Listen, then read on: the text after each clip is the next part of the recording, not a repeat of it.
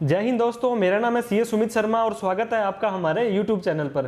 तो दोस्तों, ऐसा कौन व्यक्ति होगा जो अपना टैक्स नहीं बचाना चाहता होगा।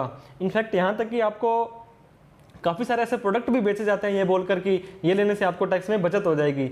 लेकिन इस वीडियो में हम डिस्कस करने वाले हैं जाने अनजाने में आप कई तरह के ऐसे इन्वेस्टमेंट या खर्चे कर देते हैं जिन पे ऑटोमेटिकली आपको इनकम टैक्स के अंदर डिडक्शन मिल सकती है, छूट मिल सकती है। तो चलिए वीडियो को स्टार्ट करते हैं दोस्तों। जो सबसे पहला छूट या आपका जो एक्सपेंड जो आपको अलाउ होता है डिडक्शन, उसको एचआरए बोलते हैं दोस्तों। हाउस रेंट अलाउंसेज होता है एचआरए का फुल फॉर्म। जो भी व्यक्ति सैलरीड एम्प्लॉयड होता है, जो सैलरी पे जो काम करता है, उसको सैलरी के अंदर एक एचआरए का कंपोनेंट मिलता है दोस्तों।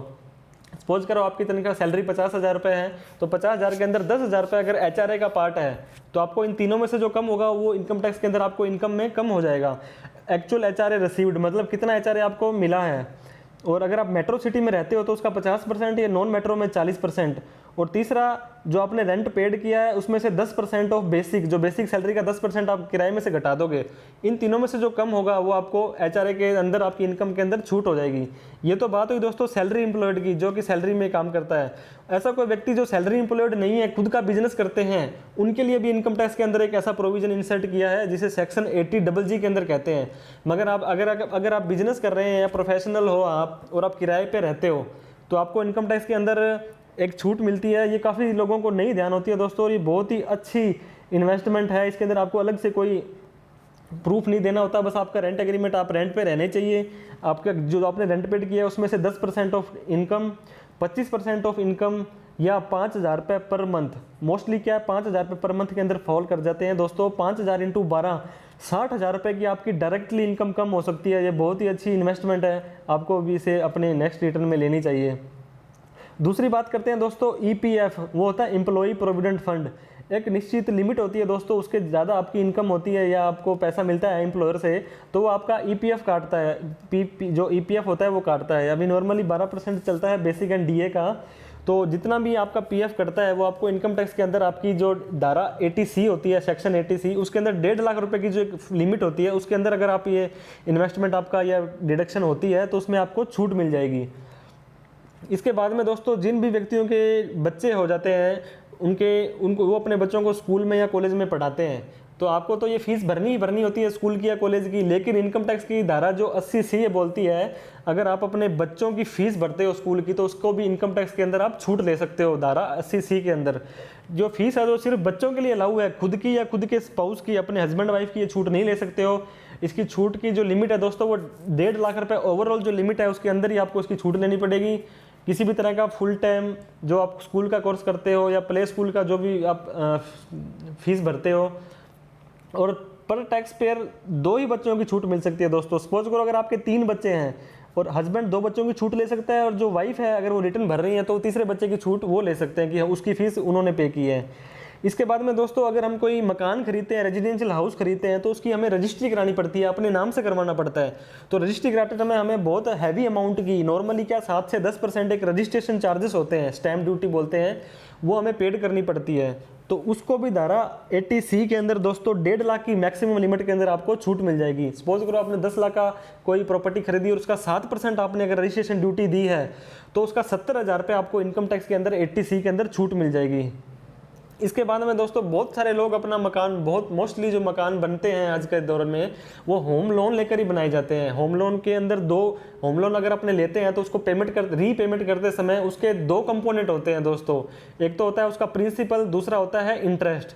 जो प्रिंसिपल का कंपोनेंट है, जो मूलधन होता है दोस्तों, वो तो धारा 80C के अंदर जो ओवरऑल मैंने लिमिट बताई आपको 1.5 लाख रुपए, उसमें आप अपनी छूट ले सकते हैं। और इसके अलावा जो धारा इनकम टैक्स की सेक्शन 24 है उसमें आप ब्याज की छूट ले सकते हैं।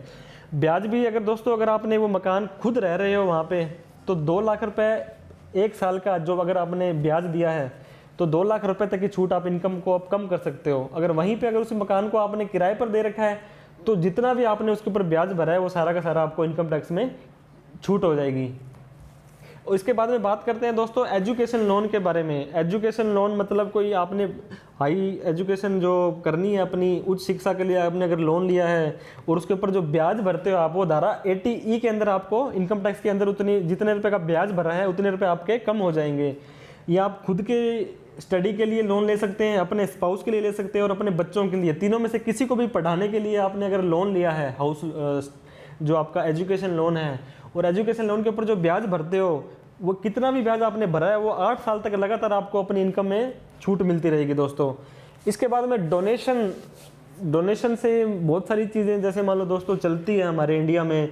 अपन बात करेंगे मंदिर, ट्रस्ट, जो भी गुरुद्वारा है आपका, कोई मेडिकल इंस्टीट्यूट है, तो उन्हें बहुत सारी डोनेशंस प्राप्त होती है दोस्तों। अब जैसे कि अब पीएम और सीएम जो रिलीफ केयर है, अभी कोविड एक फंड भी बना था, उसके अंदर आप जो डोनेशन देते हो तो इनकम टैक्स के अंदर उसमें भी आपको छूट मिलती है।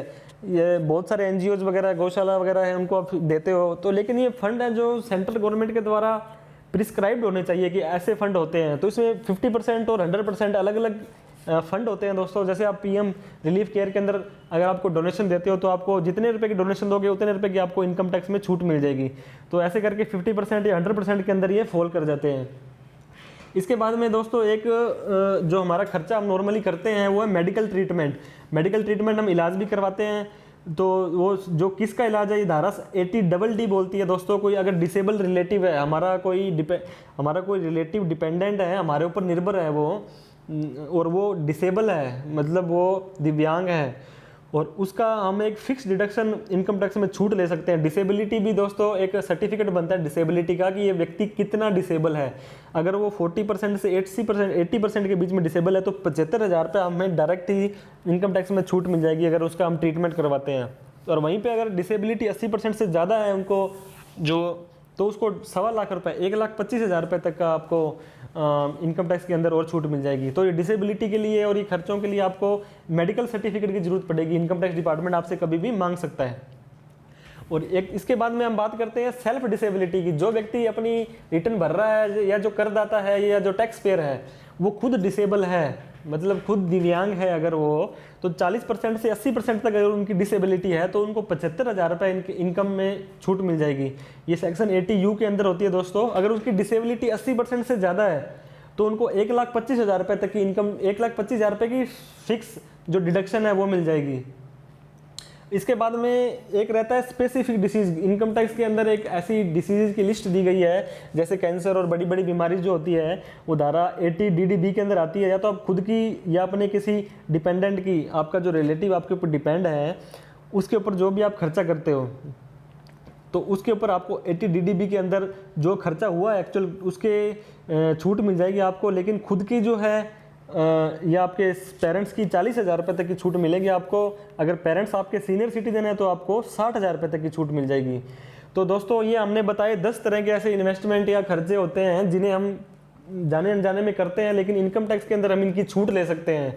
तो आशा करता हूँ आपको ये वीडियो अच्छी लगी होगी तो कृपया इस वीडियो को लाइक करें और अपने दोस्तों में शेयर भी करें इस वैल्यूएबल इसको इन्फॉर्मेशन को।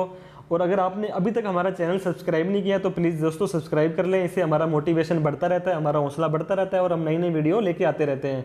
तो ये हमारा वीडियो था दोस्तों। Thank you so much. जय हिंद, जय भारत।